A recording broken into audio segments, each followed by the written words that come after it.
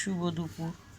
তোমাদের মায়াদি আজকে দুপুরবেলা কি কি রান্না করেছি তো তোমাদেরকে বলছি। আমি ভাত খাবো, তাই ভাতটা বেড়েছি থালায়।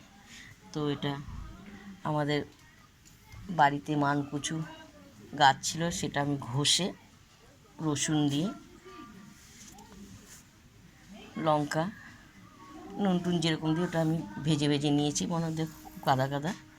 এটা হলো শুটকি মাছ, এটা হলো আঙ্গুলি মাছ, এটা হলো কাঁকড়া, কাঁকড়ার তরকারি, চাটি কাঁকড়া বলে, সে চাটি কাঁকড়ার তরকারি। আর দেখো ডাল, পেঁয়াজ দিয়ে ডাল। পেঁয়াজ দিয়ে ডালটা খুবই ভালোবাসে আমার ছেলে।